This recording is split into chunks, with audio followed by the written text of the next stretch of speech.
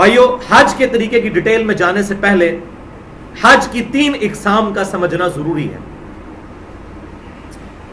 حج کی پہلی قسم ہے حج تمتع، جو حج کی افضل ترین قسم ہے۔ سب سے افضل حج ہے حج تمتع۔ تمتع عربی زبان میں کہتے ہیں نفع اٹھانے کو۔ اس میں ایک ہی سفر کے اندر عمرہ اور حج جمع کیا جاتا ہے، یعنی عمرے سے بھی نفع اٹھایا جاتا ہے، اور ایسا نفع اٹھایا جاتا ہے کہ عمرہ کرنے کے بعد احرام کھول دیا جاتا ہے، احرام کی پابندیوں سے آزاد، اور پھر حج کے لیے الگ سے احرام باندھا جاتا ہے۔ اسے کہتے ہیں حج تمتع۔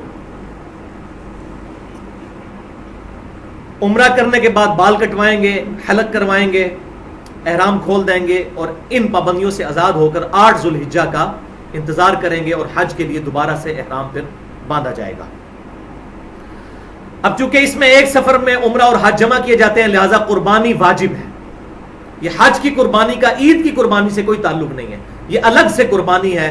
دم شکر واجب ہو جاتا ہے جو شخص ایک سفر میں عمرہ اور حج جمع کر لے۔ یہ بہت بڑی اللہ کی نعمت ہے کہ حج کے لیے تھے اور عمرے کو بھی اویل کر لیا۔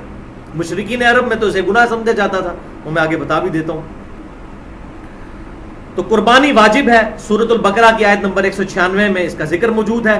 اور اگر کوئی شخص قربانی کی استطاعت نہ رکھتا ہو تو پھر اسے اجازت ہے کہ وہ 10 روزے رکھے گا، 3 روزے حج کے دنوں میں اور 7 روزے گھر واپس آ کر۔ اور وہ حج کے دن کون سے ہیں؟ 8 ذو الحجہ، 9 ذو الحجہ، 10 کو تو ویسے ہی نہیں رکھ سکتے، اور اس کے بعد ایام تشریق 11، 12 اور 13۔ ان 5 دنوں میں سے کوئی سے 3 دنوں میں وہ روزے رکھ لیں۔ ویسے عام حالت میں ایام تشریق کے روزے رکھنا بھی پریفریبل نہیں ہے، لیکن حاجی کے لیے اجازت ہے۔ 10 ذو الحجہ کا روزہ حاجی بھی نہیں رکھ سکتا۔ وہ بخاری اور مسلم کی متفق علیہ حدیث ہے کہ آپ صلی اللہ علیہ وسلم نے ارشاد فرمایا کہ اللہ تبارک و تعالیٰ نے ان 2 دنوں میں روزہ رکھنے سے منع کر دیا ہے، عید الفطر کا دن اور عید الاضحیٰ کا دن۔ تو عید کے 2 ہی دن ہوتے ہیں، جو 3 دن قربانی ہوتے ہیں وہ یوم النحر ہے، وہ قربانی کے دن ہے، نہ کہ عید کے دن۔ عید کے دن 2 ہی ہیں، یکم شوال اور 10 ذو الحجہ۔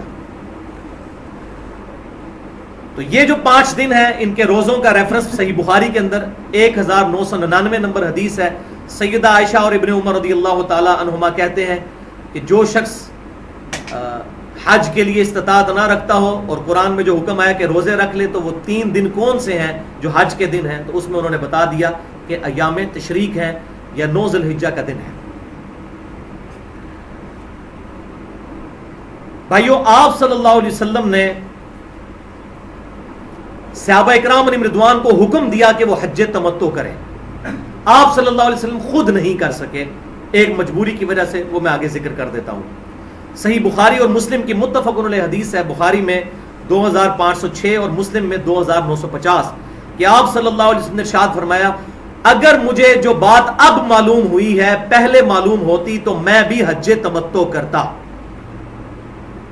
تو آپ صلی اللہ علیہ وسلم نے صحابہ کو حکم دیا کہ عمرہ کرنے کے بعد احرام کھول دیں وہ صحابہ جو اپنے ساتھ قربانی کا جانور نہیں لے کر آئے۔ اکثریت نہیں لے کر آئے تھے، غریب لوگ تھے، کئیوں نے تو روزے ہی رکھنے تھے۔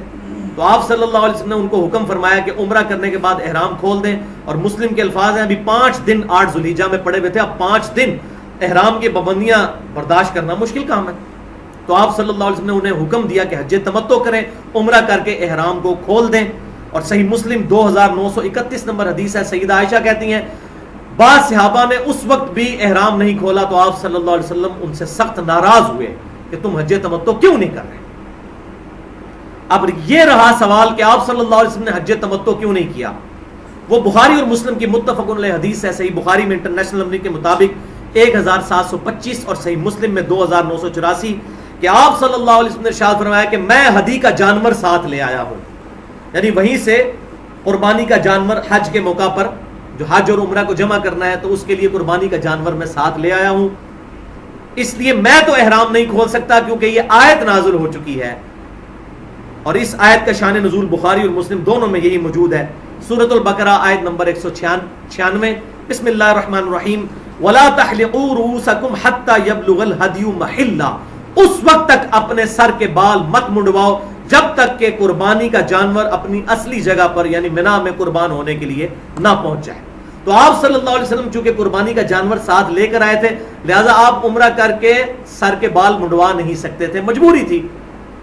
تو آپ صلی اللہ علیہ وسلم نے پھر حج تمتع نہیں حج قران کیا، لیکن افضل حج تمتع ہی ہے کیونکہ آپ صلی اللہ علیہ وسلم نے اس کا حکم فرمایا. اور صحیح مسلم میں انٹرنیشنل نمبر کے مطابق 3009 نمبر حدیث ہے.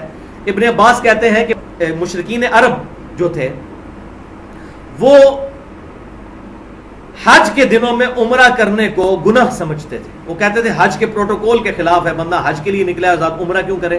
تو آپ صلی اللہ علیہ وسلم نے اس رسم کو توڑا اور آپ صلی اللہ علیہ وسلم نے صحابہ کرام علیہم رضوان کو اس بات کا حکم دیا کہ وہ حج تمتع کریں، ایک ہی سفر میں عمرہ اور حج کو جمع کریں.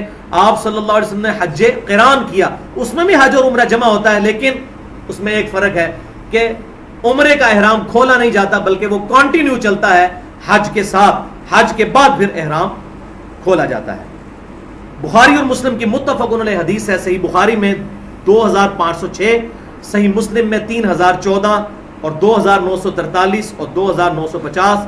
سراقہ ابن مالک بن جوشم رضی اللہ تعالیٰ عنہ وہ کہتے ہیں کہ میں نے جب آپ صلی اللہ علیہ وسلم کی یہ بات سنی کہ آپ صلی اللہ علیہ وسلم نے اپنی مبارک انگلیاں یوں داخل کی مشرکین عرب کی رسم توڑتے ہوئے کہ آج کے بعد حج اور عمرہ اس طرح آپس میں داخل ہو گئے ہیں جیسے میں نے یہ انگلیاں داخل کی ہیں.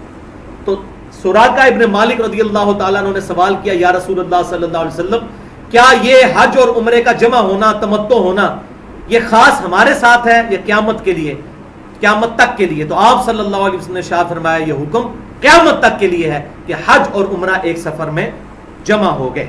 الحمدللہ. دوسری قسم ہے حج قران.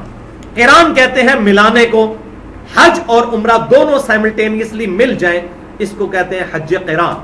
اس میں عمرہ کرنے کے بعد احرام نہیں کھولا جاتا بلکہ یہی احرام آگے کنٹینیو چلتا ہے اور حج کرنے کے بعد پھر احرام کو کھولا جاتا ہے. یہ حج تمتع اور حج قران کا فرق ہے. قربانی اس میں بھی دی جاتی ہے کیونکہ عمرے سے فائدہ اس میں اٹھایا جاتا ہے، لہذا حج قران میں بھی قربانی ہوگی. لیکن فرق کیا ہے کہ عمرہ کرنے کے بعد احرام نہیں کھلے گا بلکہ وہی احرام کنٹینیوس آگے جاری رہے گا اور پھر حج کی ایکٹیویٹیز پرفارم کر کے جب سب لوگ احرام کھول رہے ہوں گے تو یہ احرام پھر کھولا جائے گا. اس میں ایک آسانی موجود ہے، وہ صحیح بخاری میں انٹرنیشنل نمبر کے مطابق 1556 اور صحیح مسلم میں 2992، 3086 اور 2910 کہ آپ صلی اللہ علیہ وسلم نے اس چیز کی اجازت مرحمت فرمائی، بلکہ آپ صلی اللہ علیہ وسلم نے یہ چیز تعلیم فرمائی کہ جو حج قران کرنے والے ہیں وہ پھر صفا مروہ کی ایک ہی صحیح کریں گے جو انہوں نے عمرے کے لیے کر لی. حج کے بعد والی صحیح حج قران والے نہیں کریں گے، صرف حج تمتع اور حج افراد والے کریں گے. تو یہ ایک اس میں آسانی موجود ہے. قربانی کا جانور تو دینا ہوگا.